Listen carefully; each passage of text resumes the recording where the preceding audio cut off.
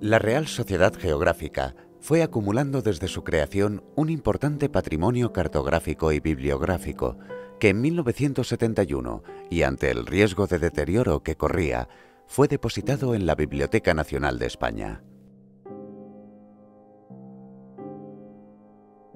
Fundada en Madrid el 27 de marzo de 1876 con el nombre de Sociedad Geográfica de Madrid para fomentar el estudio de la geografía y favorecer la expansión colonial, su principal impulsor fue el ingeniero y cartógrafo Francisco Coello de Portugal y Quesada. A lo largo de su historia, la sociedad ha sido fiel reflejo del pensamiento de su época, desde los primeros años del reinado de Alfonso XII, en los que se consolida la Restauración, hasta otros movimientos del momento. Entre sus socios figuraron personajes representativos del momento, como su primer presidente, Fermín Caballero, o sus sucesores, los también políticos Segismundo Moret o el mismo Cánovas del Castillo. En 1901, la sociedad pasó a denominarse Real Sociedad Geográfica y a disfrutar de los beneficios de corporación de interés público.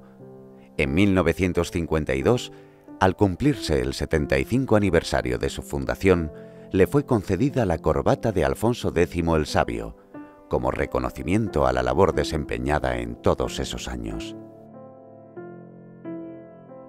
Al igual que otras sociedades geográficas europeas, la Real Sociedad Geográfica tuvo desde su fundación el objetivo de favorecer y legitimar científicamente la acción colonial de España, especialmente en África.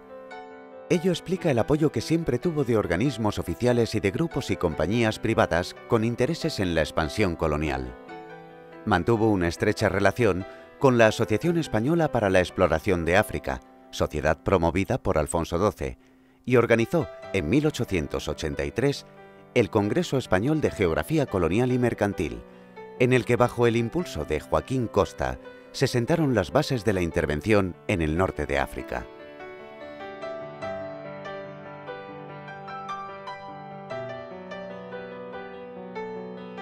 Hasta finales del siglo XIX, el retraso de la cultura geográfica española era patente en un país con una elevada tasa de analfabetismo. Por ello, la Real Sociedad Geográfica tuvo también un especial interés en mejorar la educación geográfica, interviniendo tanto en la elaboración de los planes de estudio como en la redacción de los libros de enseñanza.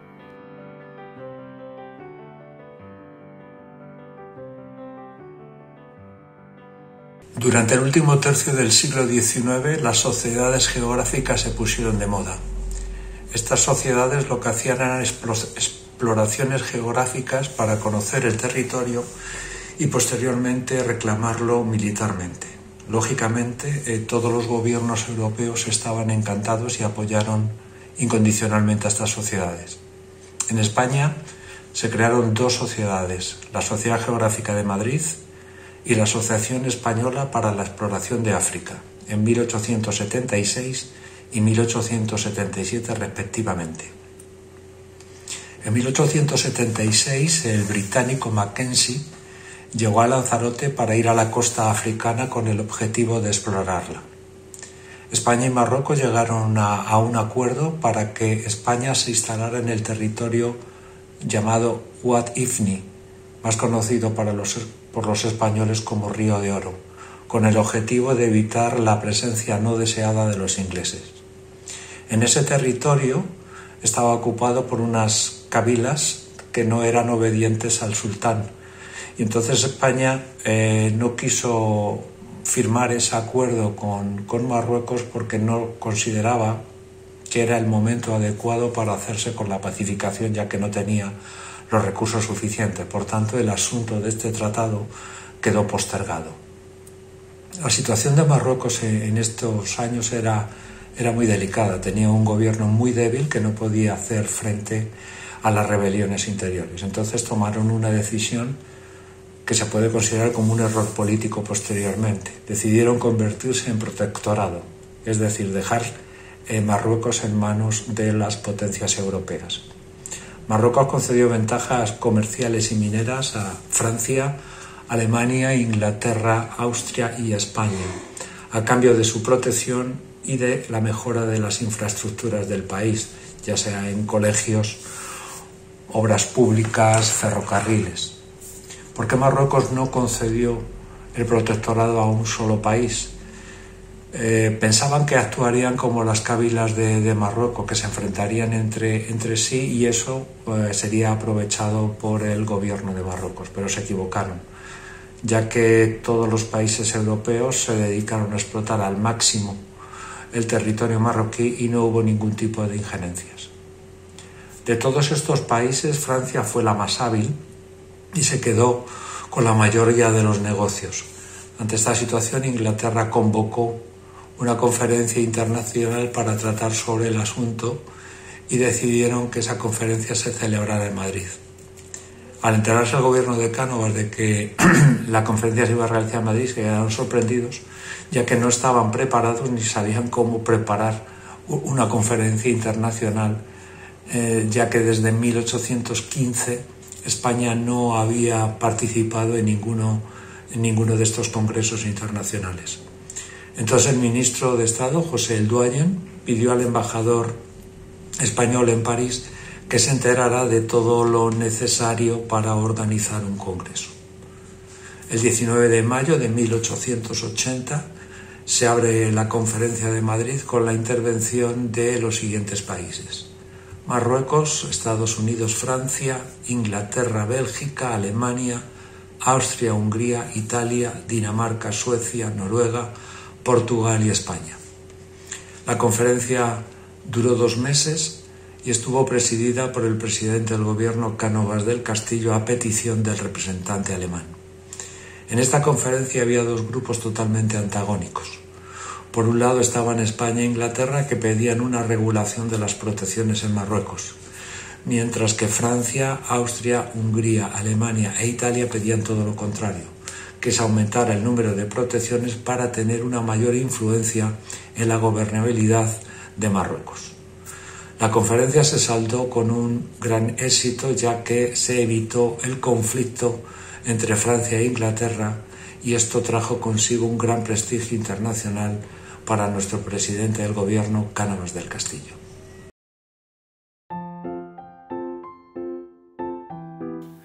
Nació en Torrecilla de Cameros, La Rioja, en 1825, en una familia vinculada al comercio. Se licenció a los 25 años en la Escuela de Ingenieros de Caminos. Trabajó como ingeniero en la realización de proyectos de carreteras y de la construcción del ferrocarril. Se enamoró de una mujer casada, con la que vivió más de 30 años, y se casó con ella después del fallecimiento de su marido. Colaboró en revistas progresistas y fue diputado por primera vez a los 30 años, distinguiéndose por su habilidad oratoria y su violencia verbal. Tomó parte activa en los movimientos subversivos que precedieron a la Revolución de 1868. A la muerte de Prim, el Partido Progresista se dividió entre los seguidores de Sagasta y Zorrilla, que se alternarían en el poder durante el reinado de Amadeo I, sin ninguna coordinación ni ayuda entre ellos. Durante la Primera República permaneció al margen de la vida política y volvería con el gobierno transitorio de Serrano entre la República y la monarquía de Alfonso XII. Aceptó la propuesta de Cánovas del Castillo para colaborar en la restauración, alternándose en el gobierno. El sistema funcionó tan bien que se perpetuaría tras la muerte de Alfonso XII. Uno y otro, desde posiciones y caracteres muy diferenciados, se complementarían. Sagasta moderó mucho sus inclinaciones revolucionarias de juventud, admitiendo no solo la Constitución conservadora, sino también la manipulación sistemática de las elecciones para turnarse en el gobierno sin considerar la voluntad del electorado. Pero al mismo tiempo, introdujo en el régimen innovaciones que le dieron credibilidad y flexibilidad para sobrevivir hasta 1923. Personalmente caracterizaron siempre a Sagasta unas dotes de modestia, afabilidad y generosidad, que le ganaron, por ejemplo, el afecto y la predilección de la reina regente María Cristina. Como Azorín escribió, a Cánovas se le admiraba, a Sagasta se le quería. Murió en 1903 a los 77 años. El 23 de mayo de 1888 se fundó el Partido Liberal Fusionista, liderado por Sagasta del Partido Constitucional, al que se le unieron el Partido Radical de Ruiz Zorrilla, los Republicanos Posibilistas de Castelar, el Partido Centralista de Alonso Martínez y figuras que venían del Partido Moderado como el general Martínez Campos y José Posada Herrera. Al acto de presentación acudieron más de 100 personalidades, todos ellos diputados y exdiputados, y en esa presentación se constituyó un directorio de 6 personas donde estaban representadas todas las fuerzas de los partidos políticos. Desde su fundación el Partido Fusionista fue un fracaso, ya que nunca fue un partido sino una coalición, una fusión de partidos opuestos en su manera de pensar, lo que hacía muy difícil desarrollar un programa político coherente.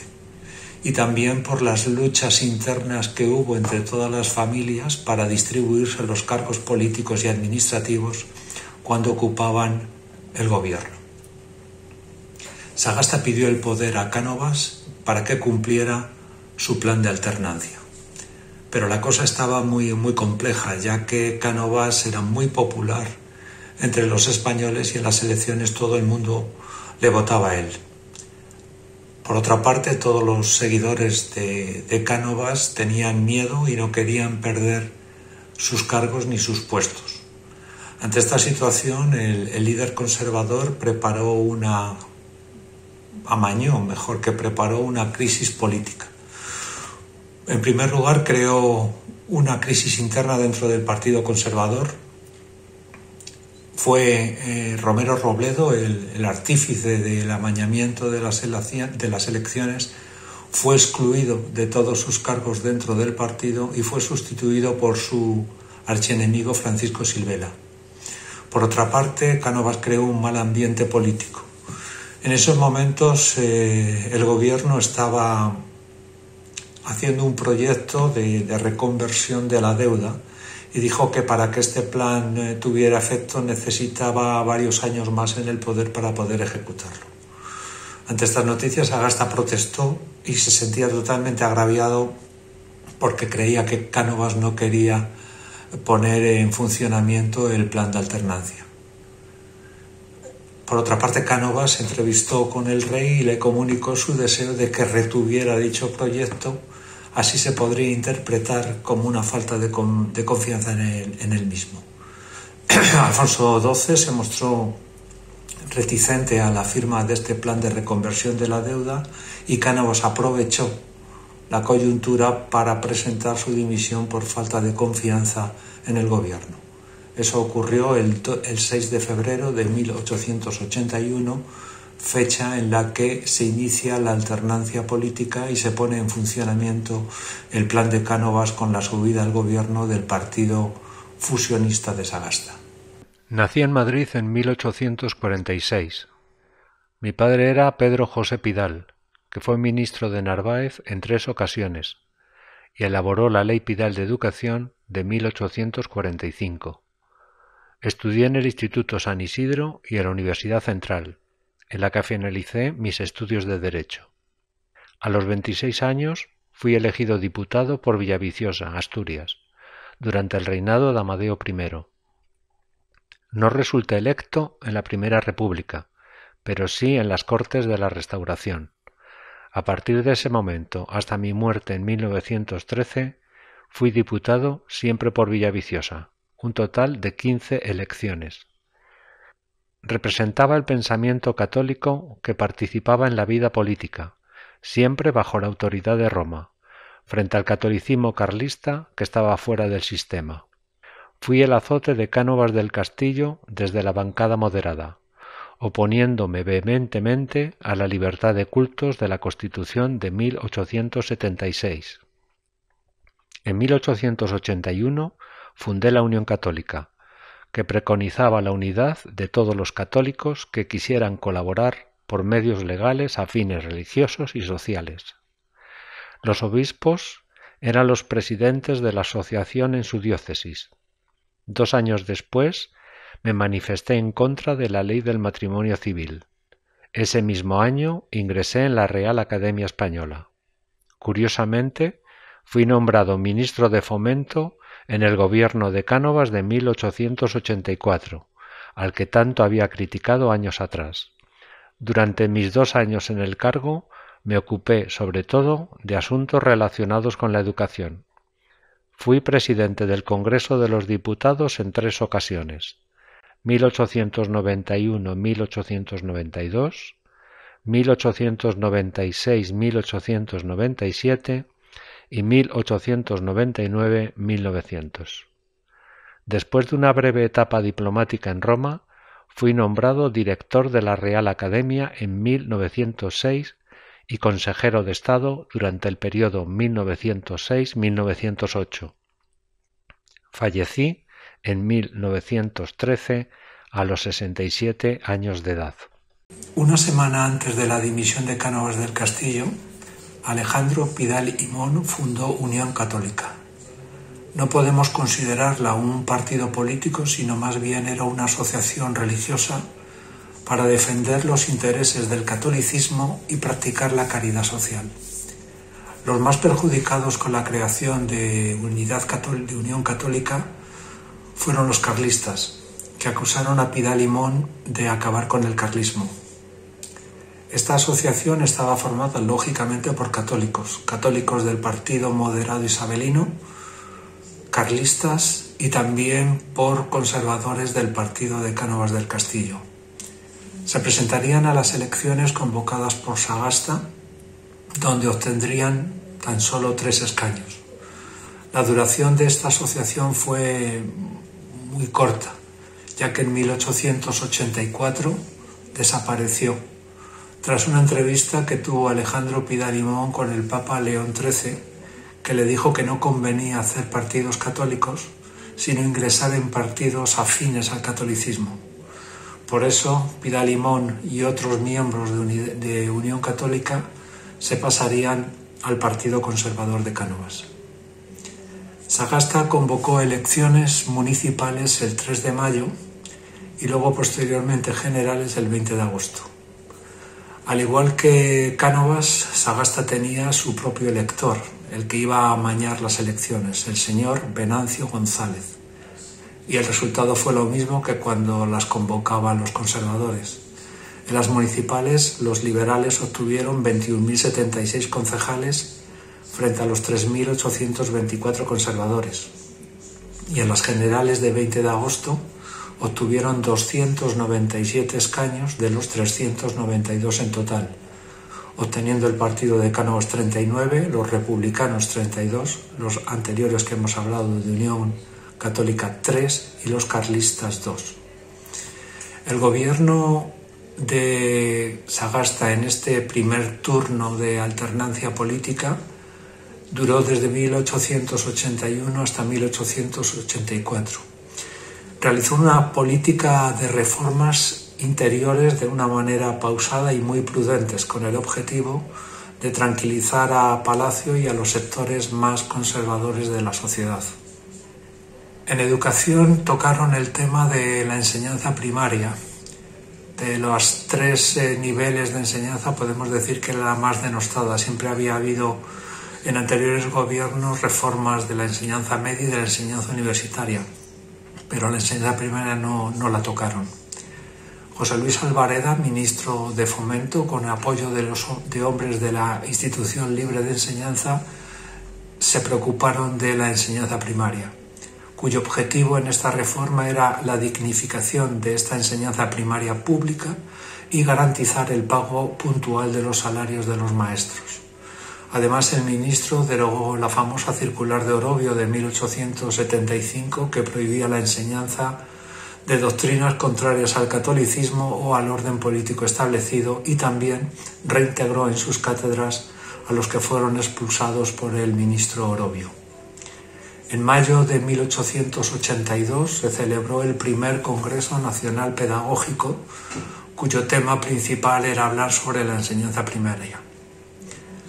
Lo que se hizo en este congreso fue un estudio de la situación de este tipo de enseñanza en 1880. La enseñanza primaria era para niños entre 6 a 9 años y era obligatoria desde la Ley Moyano de 1857. Que fuera obligatoria no significa que todos fueran, ya que se la saltaban esa obligatoriedad tanto las autoridades como las propias familias. Los padres muchas veces no llevaban a sus niños a las escuelas.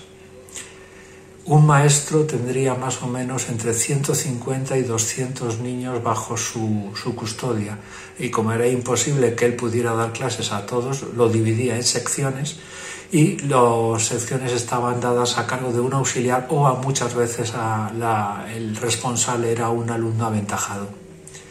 Los locales donde daban las clases, muchos locales estaban mal ventilados, poco iluminados, y la mayor parte de las veces estaban muy sucios. Los maestros dependían de los ayuntamientos, que eran los que les pagaban, y de las juntas provinciales de instrucción pública, que estaban bajo el mando, bajo la supervisión del cacique local. El único requisito que se pedía para ser maestro de primaria era un certificado de dicha junta provincial. Ganaban los maestros de primaria entre 75 y 150 pesetas al año y encima les pagaban con retraso. De ahí el dicho de pasas más hambre que un maestro de escuela. El Congreso Nacional Pedagógico fue convocado y organizado por una asociación que se llamaba Fomento de las Artes. Participaron 2.000 maestros y los temas que discutieron estaban relacionados sobre la gratuidad o si había que pagar en las escuelas, sobre la obligatoriedad o voluntariedad para asistir a las mismas.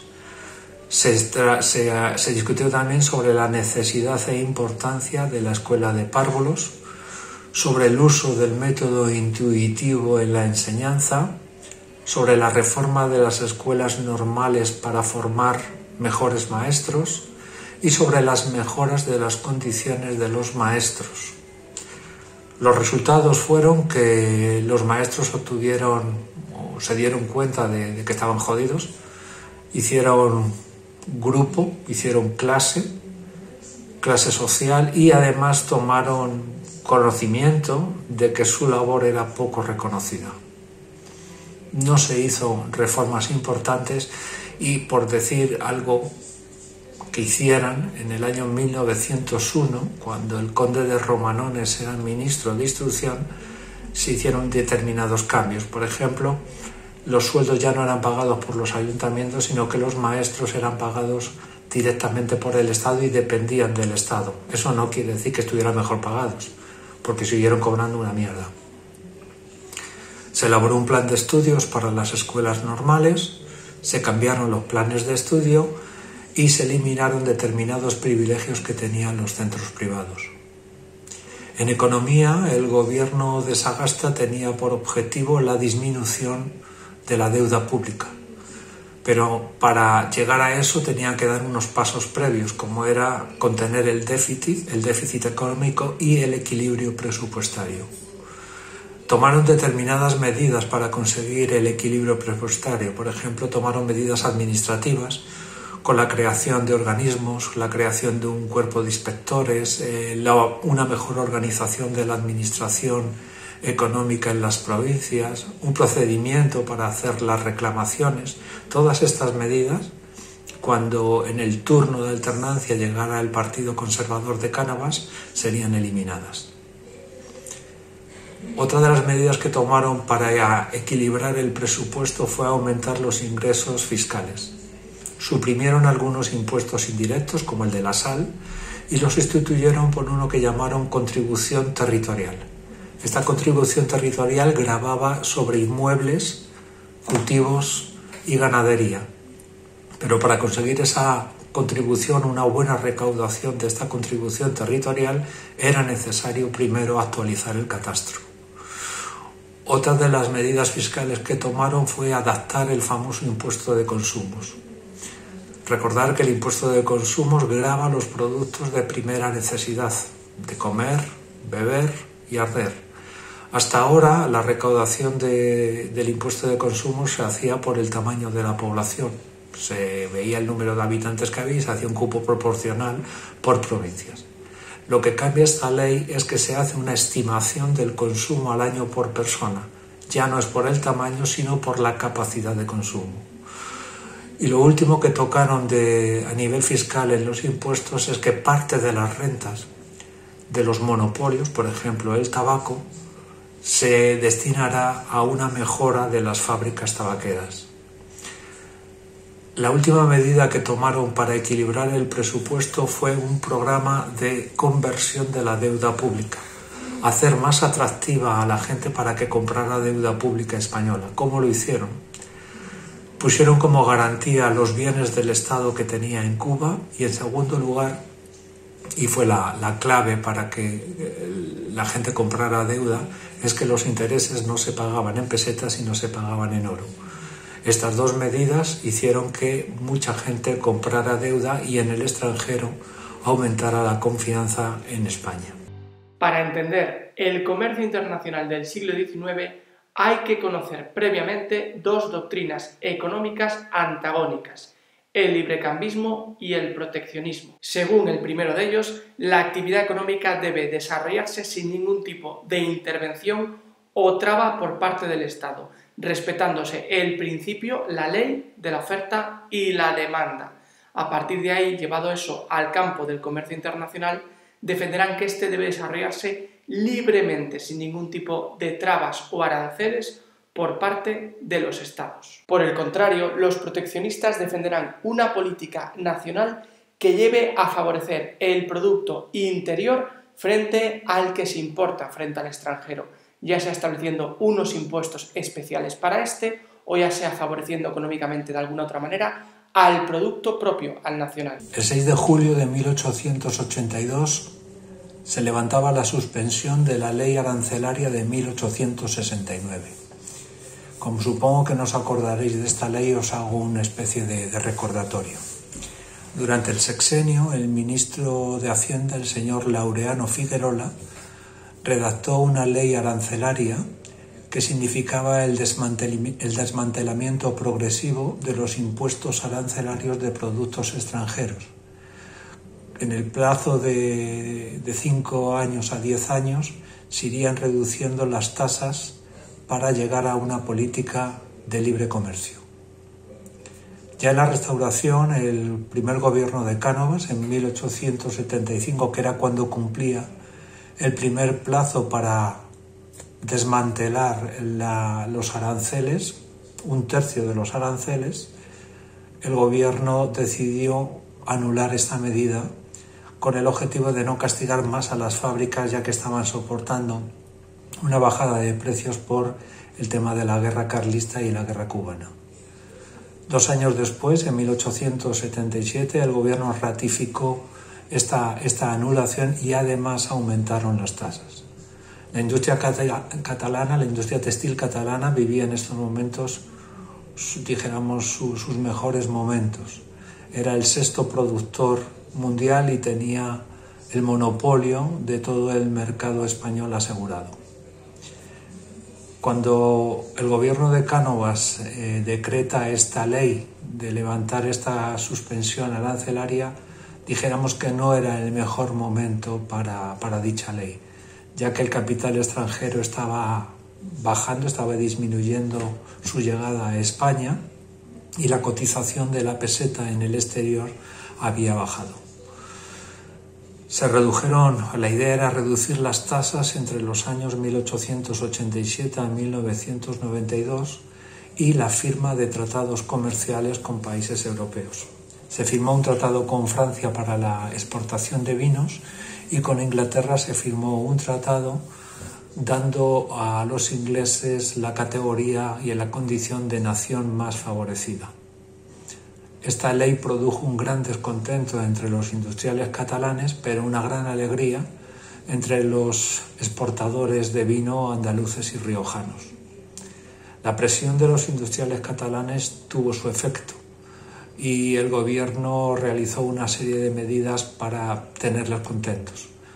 les dio mayores facilidades para la circulación interior de sus productos, retrasó nuevamente 10 años la reducción de los aranceles y decretó una ley para el desarrollo del tráfico con las Antillas. El 20 de julio de 1882, esta ley reduciría los aranceles entre las colonias y España con el objetivo que dentro de 10 años las relaciones comerciales entre España y las colonias fuera libre de impuestos. Pero, aquí está la trampa, los productos más importantes de las colonias, como el azúcar, el café, el tabaco o el alcohol, estaban exceptuados de esta ley ya que seguían en régimen de monopolio español. El objetivo que perseguía la ley, además de contentar a los industriales, era, ya que te voy a quitar la reducción de esas tasas, te voy a dar el mercado de las Antillas para los industriales catalanes. ¿Cómo lo van a hacer esto? Lo hicieron convirtiendo los puertos de Cuba y de Puerto Rico en puertos de cabotaje. Acordaros que en puertos de cabotaje son puertos donde se hace el comercio de costa, que estaban de esta manera los antillanos obligados a consumir los productos peninsulares. No solo se convirtió a los puertos en puertos de cabotaje, sino que se gravó a todos los productos extranjeros con una tasa y con un arancel entre el 40 y el 46%. Esta ley favoreció sobre todo a los españoles y creó un gran malestar entre los industriales cubanos que se vieron muy perjudicados, y esto con el paso del tiempo va a hacer que cada vez más cubanos vayan clamando más por el tema de la autonomía o de la independencia cubana en relación con España.